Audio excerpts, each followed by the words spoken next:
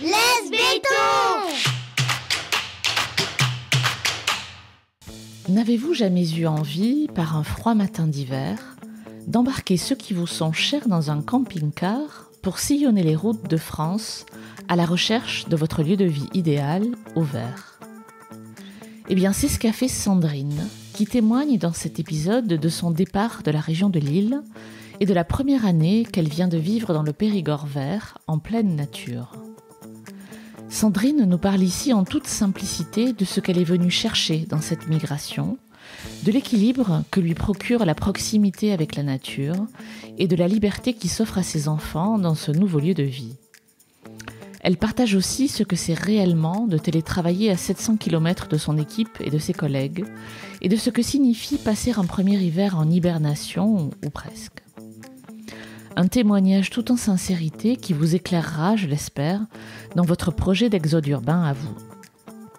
Je suis Amélie Dague, bienvenue dans Laisse béton et bonne écoute.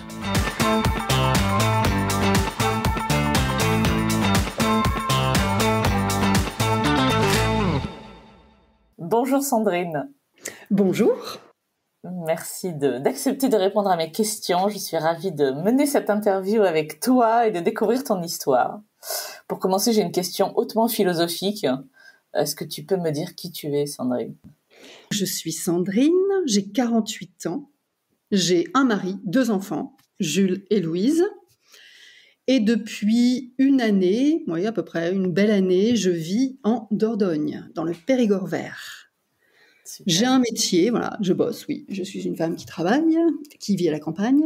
Et je travaille depuis quelques années dans le contenu, le marketing. Et je travaille pour une belle enseigne de sport que tout le monde adore. Voilà qui je suis.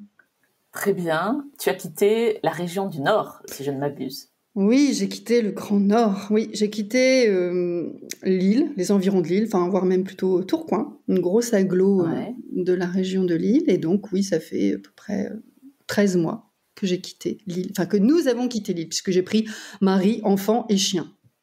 Raconte-moi, qu'est-ce qui s'est passé ? Qu'est-ce qui a amené ce changement ? Est-ce qu'il était brutal ?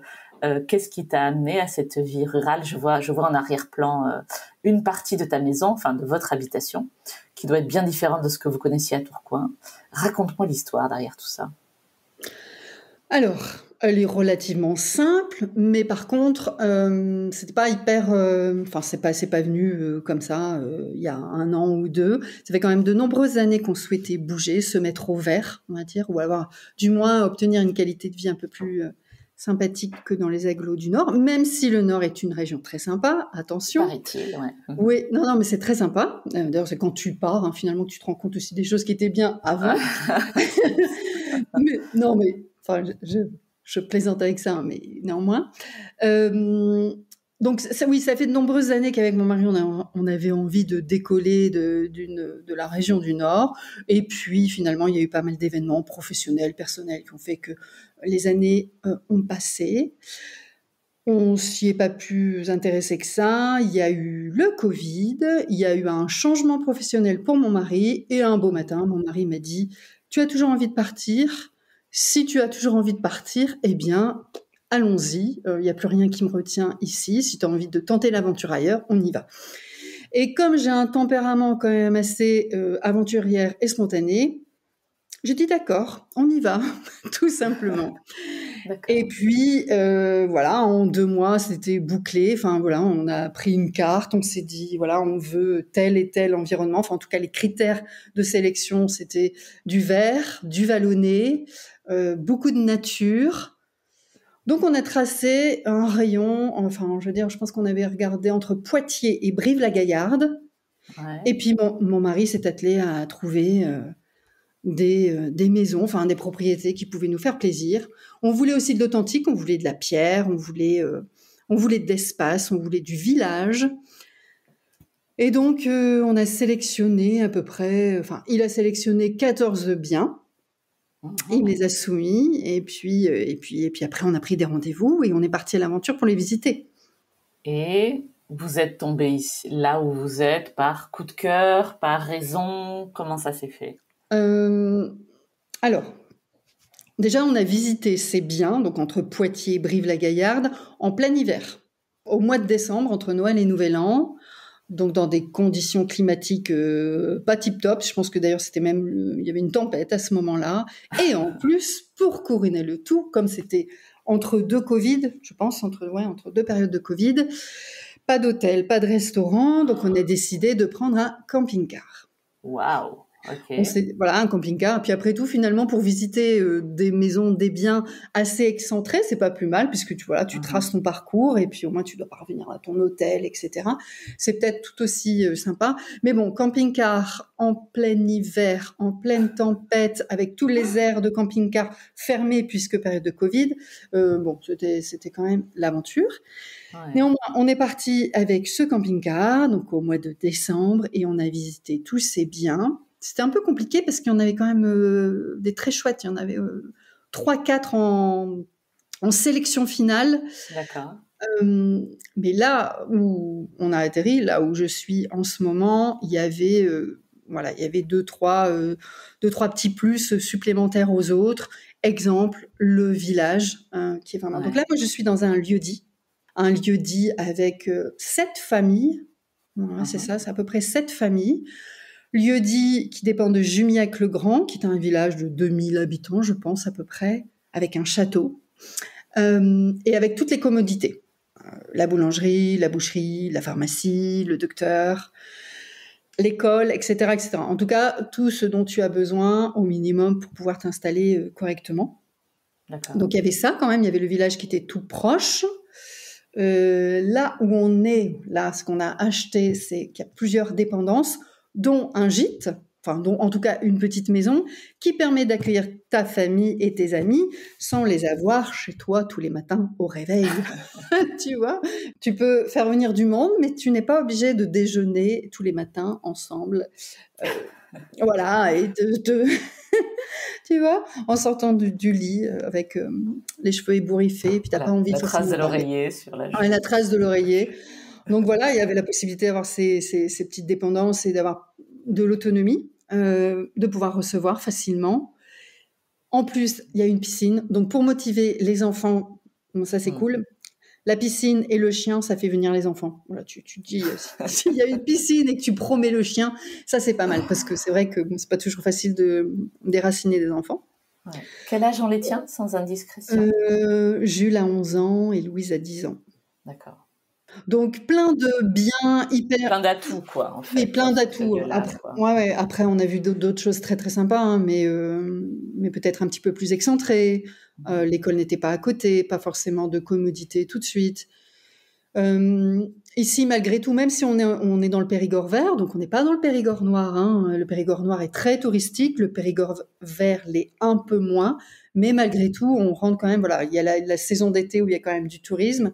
Alors qu'un petit peu plus haut, ce qu'on avait pu visiter, c'était peut-être la Haute-Vienne, le Limousin. C'est peut-être un peu moins, peut-être un petit peu moins touristique, peut-être un petit peu moins vivant à certaines périodes. Ouais. Alors, est-ce que ta vie aujourd'hui ressemble à celle que tu imaginais quand tu rêvais de partir t'installer au vert? Oui. À 90%, oui, j'ai envie de te dire oui. Oui, globalement, oui, je pense que je retrouve tout ce que je m'étais imaginé. Oui. D'accord. Comme quoi, par exemple? La proximité avec la nature immédiate.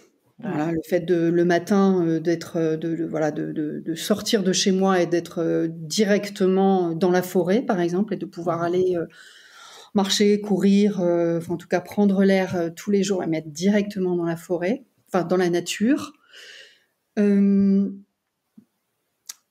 Le fait de ne plus avoir de nuisances visuelles, sonores, de ne plus avoir de trafic routier important, de ne plus perdre de temps dans les bouchons, dans le trafic, d'avoir ce stress, cet énervement, cette anxiété de se dire je vais pas y arriver, je vais être en retard à l'école, je vais pas pouvoir récupérer les enfants à l'heure, ou je vais pas être juste simplement à l'heure à mon rendez-vous. Ça, la nuisance sonore, c'est bizarre, hein. Peut-être ça peut paraître bizarre ce que je dis, mais le fait d'être au calme quand même une grande partie du temps, ça repose énormément. Je peux le dire parce que une fois par mois, pour mon travail, je remonte dans le Nord. Ouais. Et quand j'arrive là-bas, mais c'est incroyable, ça prend la tête, réellement, ça prend la tête. Il y a du bruit partout, il y a du mouvement partout. Limite, maintenant, pour traverser la rue, je fais attention, quoi. Je regarde bien à droite, à gauche. J'ai un peu pas peur, mais limite, c'est là où tu te rends compte que il y a une agression. En fait, c'est agressif. Voilà. Donc, la connexion avec la nature, elle est là. Ce bénéfice de ne plus avoir cette agression sonore, visuelle, moins de stress, moins d'anxiété. Le retour à l'essentiel. Ouais. Retrouver je pense, des petits bonheurs simples. Aujourd'hui, je n'ai plus accès à tout de suite, je sais pas moi, aller comme avant, aller sur l'île et faire du shopping, des choses comme ça. Mais en fait, tu te rends compte que finalement, tu n'en as pas tant besoin que ça. C'est pas un impératif. Finalement, c'est pas un luxe, mais enfin, c'est pas un incontournable pour vivre. C'est pas un indispensable pour vivre. Ce qui est chouette aussi, c'est de retrouver les petites fêtes de village. C'est un autre monde, hein, quand même. C'est une autre vie. Hein. Il faut se réacclimater. Comme les petites fêtes de village, au début, tu arrives, tu te dis, oula, quand tu viens de Lille, du vieux Lille, des quartiers un peu bobos, etc. Et là, tu arrives dans les petites fêtes de village où la plupart des personnes sont agriculteurs ou ont des jobs, des jobs qui sont pas connectés à ce que toi tu étais connecté avant. Ça te paraît un petit peu bizarre au départ, mais finalement, c'est la vie, quoi. C'est l'essentiel. C'est simple, mais c'est juste passer un bon moment, du bon temps, tout simplement. Peut-être avoir plus de temps pour soi aussi. J'ai l'impression que cette vie à la campagne permet quand même d'avoir plus de temps pour soi. Et à l'inverse, est-ce que tu as eu des surprises? En plus ou en moins d'ailleurs, mais est-ce qu'il y a des choses auxquelles tu ne t'attendais vraiment pas? Alors, il y a plein de choses très sympas auxquelles je ne m'attendais pas, comme ces fêtes de village ou à l'école, par exemple, l'école du village, le maître du village, enfin cette connexion qu'on a avec l'instituteur ou l'institutrice que tu n'as pas forcément en ville. Je ne dis pas qu'ils sont moins bons ou voilà, moins bons, meilleurs. Enfin, c'est pas un jugement par rapport à leurs compétences, mais la proximité avec l'instituteur, l'institutrice, l'école en elle-même. Ça, c'est quelque chose, je ne m'y attendais pas. C'est très chouette de pouvoir échanger avec l'instituteur de tes enfants, mais limite par téléphone, tu vois, et pas juste par une plateforme ou par un courrier ou un livret qui te permet de temps en temps se parler. Après, ce qui peut m'interpeller en ce moment, c'est les gens sont très, très sympathiques, très agréables, mais venant du Nord, on ne t'ouvre pas forcément la porte aussi facilement, mais je pense que ça, c'est un problème du Nord. En fait, ou alors il faut encore du temps, et c'est vrai qu'au bout d'un an, j'ai des connaissances, on a fait des connaissances, mais tu sens que c'est petit à petit, c'est doucement quand même, pour lier des amitiés, tout ça. Je sais pas si dans les autres régions c'est pareil, mais ça prend un peu de temps et je m'interroge là-dessus, un petit peu. Je me demande si je pourrais reconstruire des amitiés comme j'ai pu avoir ou comme j'ai encore dans mon ancienne région. Est-ce qu'il y a eu un moment en particulier, c'est cette dernière année, ces 13 derniers mois, même quelque chose d'anecdotique au cours duquel tu te serais dit c'est exactement ça que je cherchais en quittant la ville, tu vois, c'est exactement pour ça qu'on s'est installé ici, tu vois. Je pense que indéniablement c'est la connexion avec la nature. Là, d'ailleurs, hier soir a commencé le brame du cerf. La saison commence, donc le premier cerf a bramé hier soir. Donc d'être vraiment, dans ce paysage Nature, vraiment, sanglier, cerfs, etc., d'être dans la forêt. Donc ça, c'est vraiment, voilà, je me dis, c'est pour ça que je suis là. Alors la nature et la liberté et l'autonomie des enfants, ça, si, c'est important. De pouvoir laisser nos enfants libres et autonomes, chose que je n'aurais pas faite à Tourcoing, à Lille. À savoir, ici, si Jules me dit « Maman, je vais voir les copains », il prend le vélo ou la trottinette et il part. Et c'est pas un problème. Ouais. Ou lorsque l'on est dans tel ou tel village ou dans une fête, peu importe, s'il me dit avec sa sœur qui rencontre des copains, on va se promener, etc., c'est pas un problème.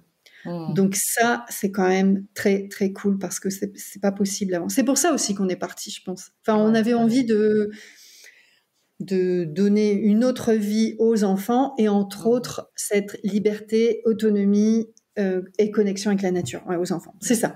Donc c'est pour ça peut-être. Ok, très bien.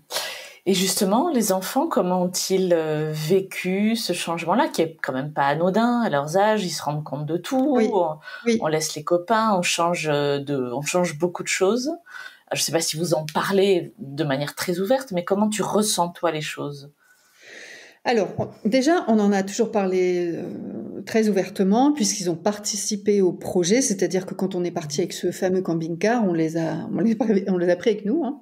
Et à chaque visite de maison, enfin, on avait fait un espèce de tableau Excel, mais à la mano, hein, où on avait mis les noms des maisons. Enfin, alors, on donnait un nom à chaque maison et on avait mis des critères. Et on avait mis des notes. Et donc, comme ça, voilà, chacun participait, enfin, tout le monde participait.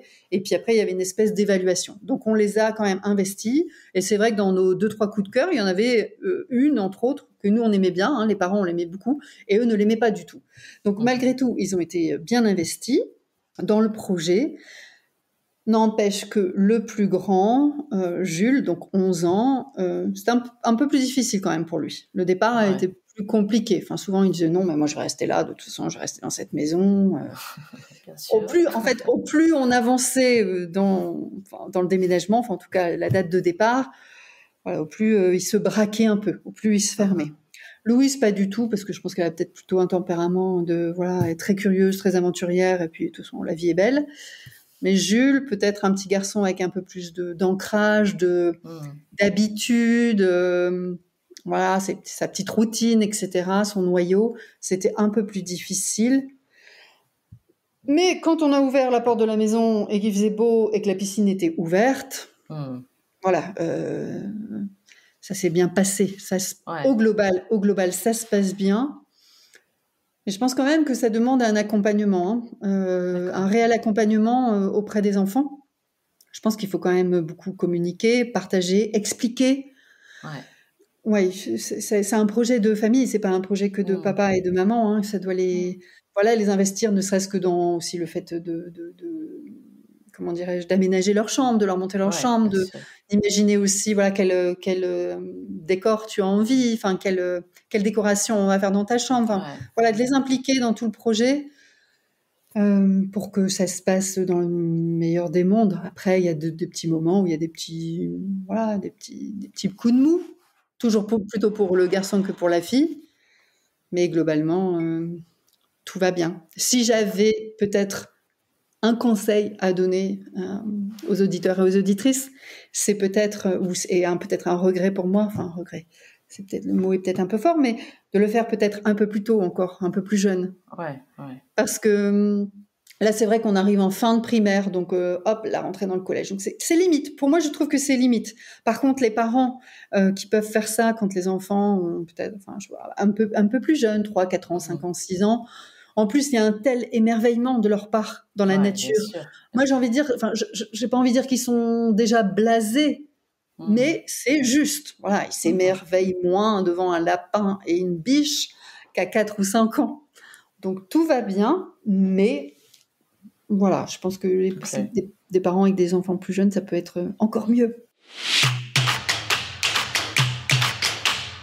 Tu t'es mise au télétravail, si j'ai bien compris, en changeant de cadre de vie, ou tu télétravaillais déjà auparavant? Comment ça se passait? Je télétravaillais déjà avant. Parce D'accord. qu'effectivement, avec les périodes Covid, l'entreprise nous avait permis effectivement de télétravailler. Enfin, on était dans l'obligation à un moment donné de télétravailler. Et ensuite, on avait un mix des deux. On avait un mix D'accord. Ok. de postes en place et de télétravail. Donc, c'est un peu la continuité, mais avec 700 km qui nous séparent. Ouais. Sachant que je télétravaille de chez moi et je vais poser mes fesses et mon ordinateur sur un endroit physique dans Limoges et Périgueux, en des magasins de cette enseigne. Et je vais me poser plusieurs fois par semaine pour dire de voir des personnes, des schtroumpfs bleus. Et Des vrais gens. des vrais gens habillés en en 3 bleu. dimensions. Voilà, des vraies personnes. Et voilà, de me sociabiliser avant que je me transforme en cerf. Moi-même. Tu nous feras le brame à la fin, s'il te plaît. Oui, je vais Est-ce que ces 700 kilomètres ont changé quoi que ce soit dans ton rapport à toi au travail? Alors, l'éloignement physique des équipes avec lesquelles je travaille, alors ça n'a pas du tout altéré ma mission. D'accord. Voilà, Ton poste n'a pas changé, quoi. Voilà, mon poste n'a pas changé parce que j'ai la chance d'être sur un poste qui peut se gérer à distance, sur lequel en plus je suis limite en full autonomie. D'accord. Donc ça, c'était quand même déjà des critères qui font que ça passe mieux quand même pour le télétravail à 700 km. Donc cette année, ça n'a pas été compliqué d'en tenir mes objectifs, mes résultats, etc., etc. En plus, on était déjà bien rodés dans la pratique. Par contre, ce qui est quand même compliqué, on va pas se le cacher, c'est un peu, j'ai souvent tendance à dire, loin des yeux, loin du cœur, c'est-à-dire que la distance fait que l'éloignement fait que c'est logique, je ne suis plus là tous les jours avec eux, donc obligatoirement ça crée de la distance. Voilà, je ne peux pas répondre au pot de bienvenue d'un nouveau, je ne peux pas être là spontanément pour participer à tel ou tel comment dirais-je, rendez-vous pour accueillir des nouveaux ou pour faire des choses entre collègues. Donc ça casse un petit peu quand même le côté collectif, relationnel, etc. quoi. Donc sur le job en lui-même, aucun souci.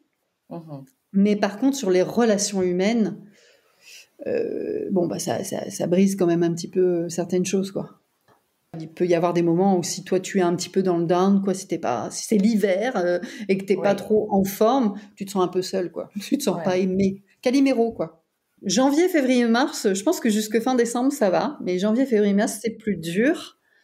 Je n'avais pas encore de recettes, on venait d'arriver, c'était trop frais, sachant que la maison dans laquelle je vis aujourd'hui était en travaux et que je vivais dans ce que j'appelle nous le gîte, la petite maison. Donc je ne vivais pas dans la maison de mes rêves, enfin celle que je m'étais imaginée en construisant ce projet, d'accord ? Donc voilà, donc ça n'a pas été toujours très très simple, ou alors après, je pense que le secret c'est d'avoir un bon intérieur. Les gens d'ailleurs ici m'ont dit, l'hiver ici il faut avoir un bon intérieur, un cocon. Enfin voilà, il faut être bien chez soi voilà. L'hiver on hiberne. On a un bon intérieur, un bel intérieur dans lequel on se sent bien. Peut-être on cuisine, on regarde des séries, on lit des bouquins. Je sais pas, en tout cas, chacun ses occupations. Mais je crois qu'effectivement, il faut avoir un intérieur dans lequel on se sente bien, on vive bien avant tout, puisque voilà, ça va être quand même une saison où on va quand même un peu plus se replier sur soi-même. Mais c'est l'histoire de 3 mois, finalement. Après, ça ne m'empêche pas d'être en connexion avec la nature. Il peut neiger, pleuvoir, venter. Je vais quand même marcher le matin. Je sors quand même et je vais quand même voir mes cerfs et mes biches. Ça aussi, c'est une source pour se régénérer, pour trouver de l'énergie, voilà.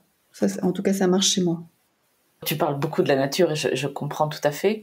C'est l'énergie qu'elle te donne qui te fait du bien. Comment tu décrirais ça ? Comment tu décrirais le bien-être que ça te procure ? Le côté très paisible, apaisant, réconfortant. J'ai un tempérament assez speed, enfin assez énergique. Je fais j'ai toujours besoin de me nourrir énormément, d'avoir beaucoup de choses à faire, à lire, à écouter. Pour contrebalancer cet excès d'énergie, la nature me fait du bien. En fait, m'équilibre. Après, j'aime ce qui est beau. J'aime les belles choses. Donc, un bel environnement. Ça fait du bien. T'imagines, c'est une chance quand même d'avoir ressenti cet appel-là, quoi. Tu vois, d'avoir eu cette envie. Tout le monde n'est pas capable déjà d'entendre son envie, tu vois. Bon, évidemment de la réaliser. Ça, on est très chanceux de pouvoir faire ça et de pouvoir choisir où on veut vivre, quand même.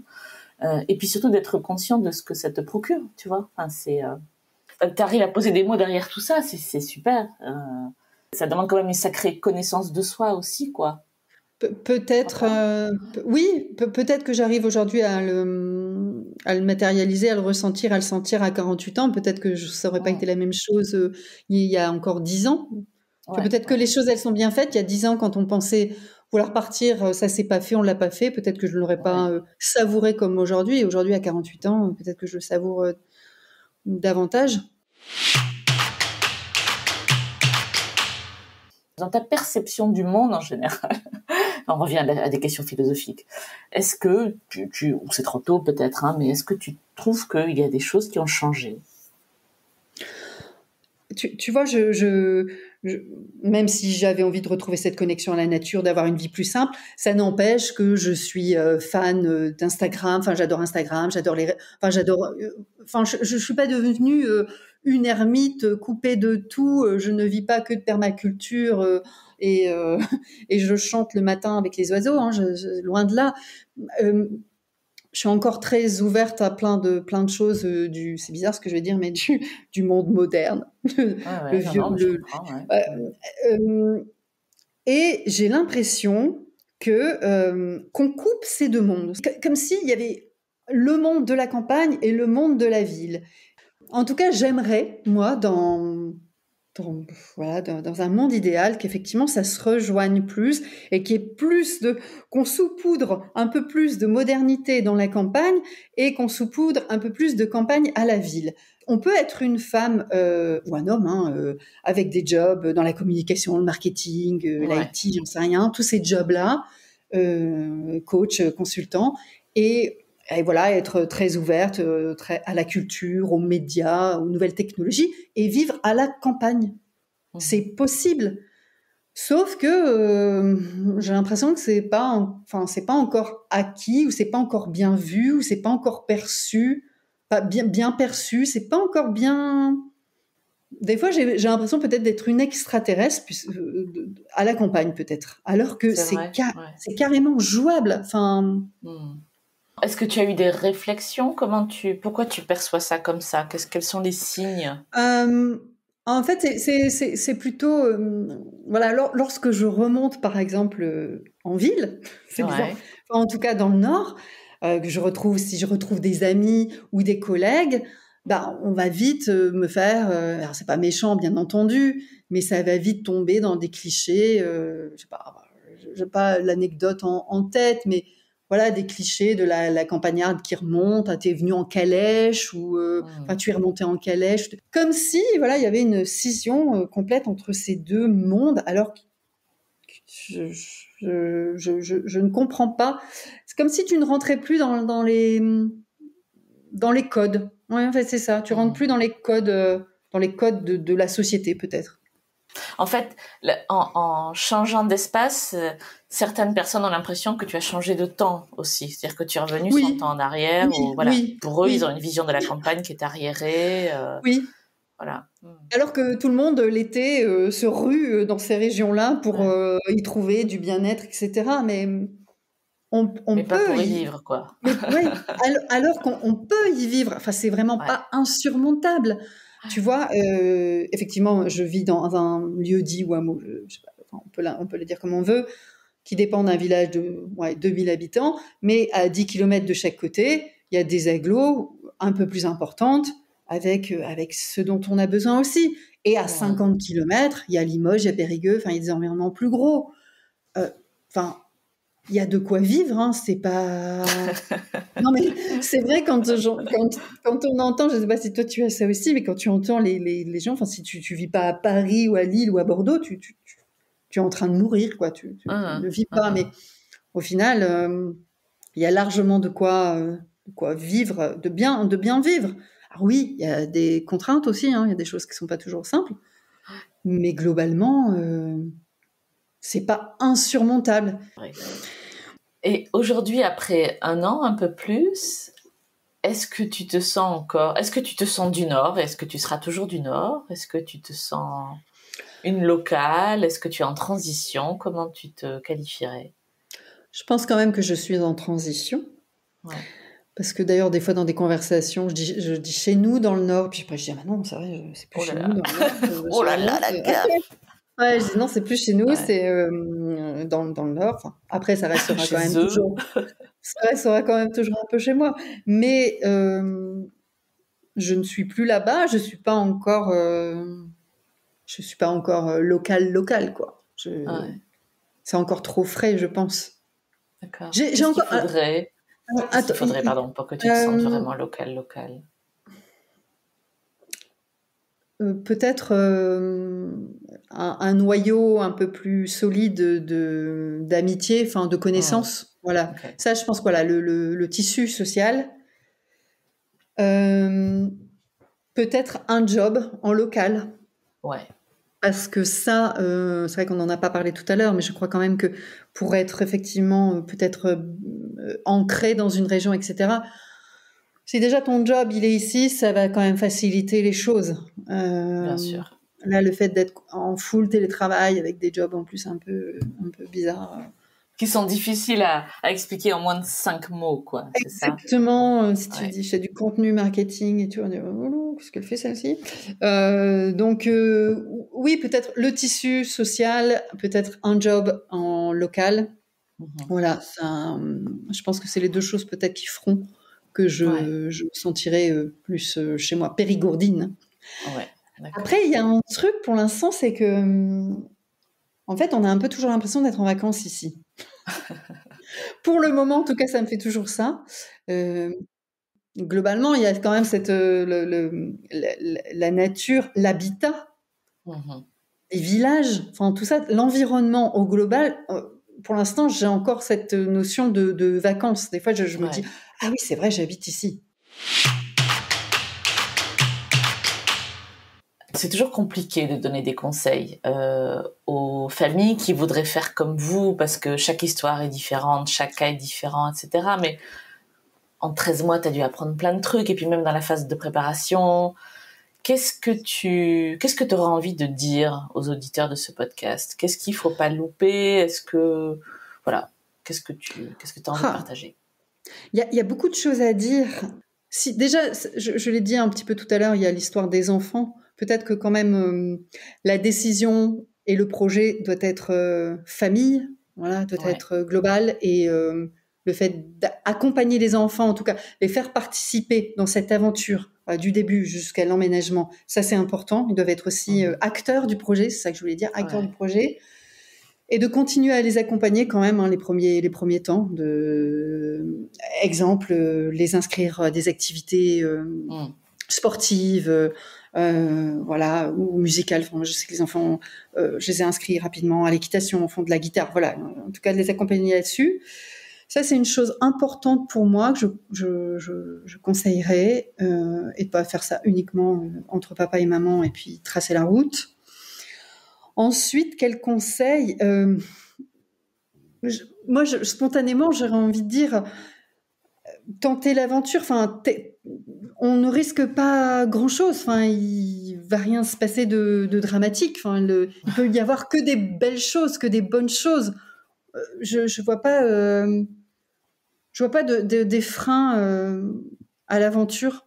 Si vraiment les personnes ont envie de bouger, de changer de vie, d'avoir un projet comme nous, nature, etc., moi, je leur préconiserais de foncer, de pas de pas se poser 1000 questions peut-être, ou comme certains me disent « Ah, moi je pourrais pas, ah, moi je pourrais pas ». De pas écouter ceux qui disent « Moi je pourrais pas ». Alors de ne pas écouter « Ah, mais moi je pourrais pas ». Non, mais après, on est quand même bien fait, quoi. On s'adapte, on rebondit. Après, quand on est un noyau familial fort, peut-être aussi. Voilà. Si aussi l'homme, la femme, enfin le papa, la maman, ou les deux mamans ou les deux papas, hein, peu importe, sont tous les deux OK avec le projet, avec les mêmes valeurs, les mêmes envies, les mêmes motivations. Moi, je pense qu'il n'y a pas de raison que ça se passe mal, quoi. Bon, il y a une chose. Ouais. Attention à l'ampleur des travaux. Si maison avec travaux, bon, c'est difficile toujours de quantifier le temps des travaux, mais bien ça, c'est vrai que ça peut être rapidement source de. Ah, c'est peut-être la seule chose sur laquelle je dirais où là, ça peut être quand même compliqué. Ouais, c'est l'importance des travaux, l'investissement dans les travaux qui peuvent être longs, fastidieux, un peu néfastes aussi pour le couple, pour la famille. Voilà, c'est la seule chose. Qu'est-ce qu'on peut te souhaiter ? J'ai envie de dire de continuer à être en connexion là, avec cette nature qui m'apaise, qui me fait du bien, de rencontrer peut-être plus de monde, enfin en tout cas de tisser du lien. Voilà, et de faire en sorte aussi que ça se passe bien pour les enfants, c'est important pour moi. Ouais, je comprends. Ouais, vraiment parce que ça peut être vite culpabilisant. Bien sûr. Enfin, en ce qui me concerne, culpabilisant de se dire voilà, est-ce que j'ai fait le bon choix aussi pour eux. Donc que ça se passe bien pour eux. Après, on aura certainement tendance à me dire mais les enfants, ça s'adapte, ça va grandir et puis tout ira bien. Oui. Mais c'est vrai qu'en tant que parent, enfin en tout cas en tant que maman, des fois, ça cause un peu de soucis. Mais non, en tout cas, continuer ce que je suis en train de vivre aujourd'hui, je pense.